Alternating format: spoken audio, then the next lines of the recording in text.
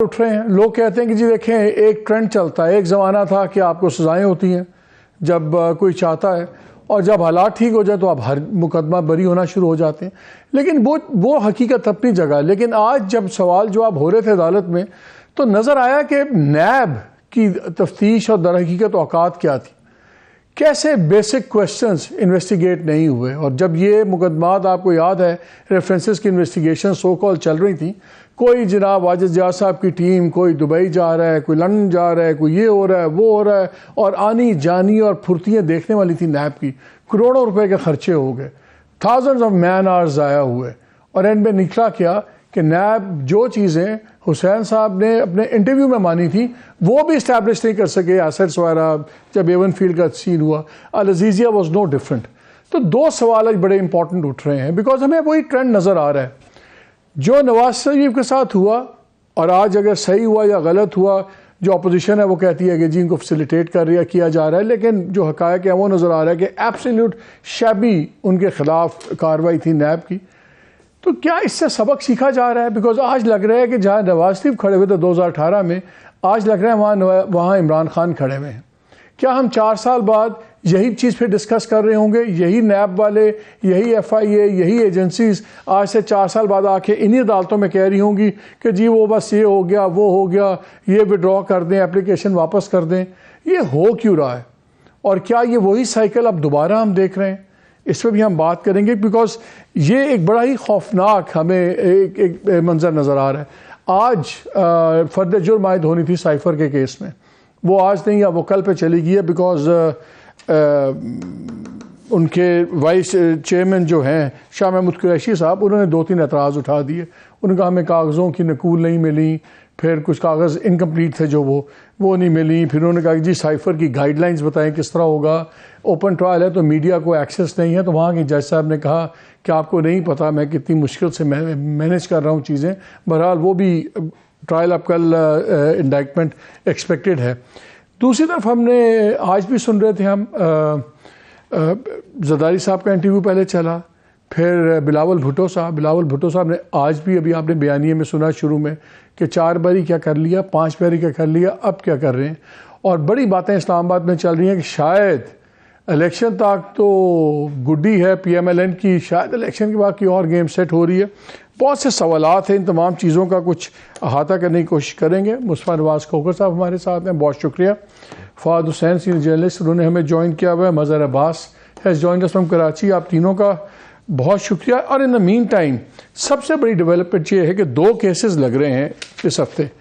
Justice وزار علی نقوی صاحب کی petitions, آپ کو پتہ ہے ان کے خلاف سپریم جوڈیشل کاؤنسل میں ایکشن ہو رہا ہے، اور وہ تو فل دشمنی چل رہی ہے ان کی چیف جسٹس صاحب کے ساتھ اور دوسرے 1-2 ججز کے ساتھ. آج انہوں نے بڑا خوفناک ایک لیٹر لکھا ہے، اور لیٹر میں ڈائریکٹلی انہوں نے چیف جسٹس کی ذات کو تنقید کا نشانہ بنایا. ایک تو انہوں نے کہا ہے کہ has the honorable chief justice of Pakistan up until this very moment been able to exonerate his honor and do away with the cloud of uncertainty that hangs over his and the judicial repute.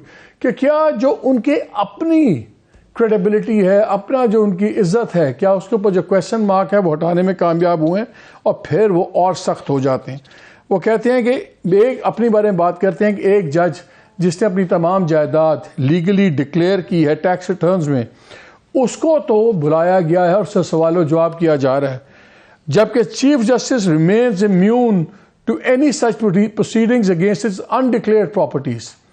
Is there a legal or moral justification for this unreasonable disparity? وہ کہتے ہیں مجھے تو آپ نے بلا لیا حساب کتاب کے لیے، اور چیف جسٹس صاحب جن کی اپنی پراپرٹیز جو ہیں انڈکلیئرڈ پراپرٹیز ہیں ان پہ کوئی بات نہیں ہو رہی. تو یہ کہاں کا اخلاقی یہ بیلنس ہے، یہ کہاں کی اخلاقی جواز ہے؟ اور اس کے بعد وہ پھر کافی چیزیں کرتے ہیں. کل جسٹس اعجاز الحسن صاحب نے بھی ایک لیٹر لکھا تھا جس میں انہوں نے بینچ کی فارمیشنز اور یہ جو آرمی ٹرائل والا ہے اس پہ بھی کرٹیسائز کیا تھا. کہا تھا کہ ہمیں نہیں بتایا گیا. سپریم کورٹ میں بھی خوفناک قسم کی سپرٹ آ رہی ہے. وہ سوال یہ تو پہلے مجھے بتائیں، کیا آج جسٹس ریڈ ریسل ہوا ہے میاں صاحب کے ساتھ؟ بیکاز جو نیب وغیرہ نے کیا وہ تو دل کرتا اب کیا کرے بندہ ان کو. مالک بھائی، یہ جو آفیسرز ہیں یا ججز ہیں جب ان پہ پریشر پڑتا ہے یہ بڑی کنوینئنٹلی گند مار دیتے ہیں. پھر 4 سال تک اگلے کو خوار بھی کرتے ہیں, ملک بھی خوار ہوتا ہے. پھر یہ 4 سال بعد آرام سے کہتے ہیں ہاں جی ہاں sorry we made a mistake, اور گھر چلے جاتے ہیں. جب تک ان کو سزا نہیں ملے گی یہ سائیکل چلتی نہیں رہے گی. آپ بالکل ٹھیک کہہ رہے ہیں کہ کانسیکوینسز تو ہونے چاہیے. اگر آپ پولیٹیکل انجینئرنگ میں شامل ہوتے ہیں, ایک کردار ادا کرتے ہیں, اور اس کے بعد آپ اگر اس کے کوئی کانسیکوینسز نہ ہو تو یہ تو پھر ایک کہانی چلتی جائے گی. اسی عدلیہ نے آج سے 40 سال پہلے ذوالفقار علی بھٹو کو پھانسی دی. آج یہ کہنے جا رہی ہے موسٹ پروبیبلی کہ وہ پھانسی غلط تھی. 80 کی دہائی میں بے نظیر کی حکومت برطرف ہوتی ہے تو اس کے اوپر کوئی فیصلہ نہیں آتا. میاں نواز شریف صاحب کی برطرف ہوتی ہے تو کہتے ہیں کہ یہ بڑا غلط ہو گیا. پھر اس کے بعد جو میاں نواز شریف صاحب کے کیسز ہیں ان کے اندر کہتے ہیں کہ نہیں یہ مجرم ہے, ان کے اوپر ایک مانیٹرنگ جج بھی بیٹھ جاتا ہے, ان کی کنوکشنز بھی ہو جاتی ہیں, اور ساتھ ہی ساتھ پھر ایک سیاستدان کو صادق اور امین عمران خان صاحب کو کہہ دیا جاتا ہے. اب بالکل ریورسل ہو گیا. اب کہہ رہے ہیں کہ جی کہ ہم سے 2018 میں غلطیاں ہو گئی. اور آج ہمارا سوال تو اب یہ پیدا ہوتا ہے کہ آج جو یہ غلطیاں پھر کر رہے ہیں تو ہم کیسے مانیں کہ آج سے 4-5 سال بعد جب وقت کا پہیہ ایک دفعہ پھر گھومے گا عمران خان کے بارے میں تو پھر عمران خان کے بارے میں یہ کہہ رہے ہوں گے. تو یہ کیا مذاق چل رہا ہے قوم کے ساتھ؟ اپنے انسٹیٹیوشن کی انہوں نے کوئی وقت نہیں چھوڑی, کوئی کریڈیبلٹی نہیں چھوڑی. آج پورے پاکستان میں ہم سیاستدانوں کو تو سائڈ پہ آپ رکھیں, کیا کسی ایک عام آدمی کو بھی اس نظام انصاف کے اوپر اعتماد ہے؟ نہیں ہے. اسی وجہ سے نہیں ہے کہ ان پچھلے 70 سالوں میں ہماری جوڈیشری اپنی کریڈیبلٹی نہیں بنا سکی. They've played second fiddle to the establishment's wishes, اور اس کو ان وشز کو عملی جامہ پہنانے کے لیے انہوں نے وہ کردار ادا کیا ہے کہ اگر میں وہ لفظ میں وکیل ہوں, میں وہ لفظ استعمال بھی نہیں کرنا چاہتا, لیکن اشارتاً کہ یہ بہت ایک گندا کردار انہوں نے ادا کرتے رہے ہیں. تو اب ایک عام آدمی کیا سوچے؟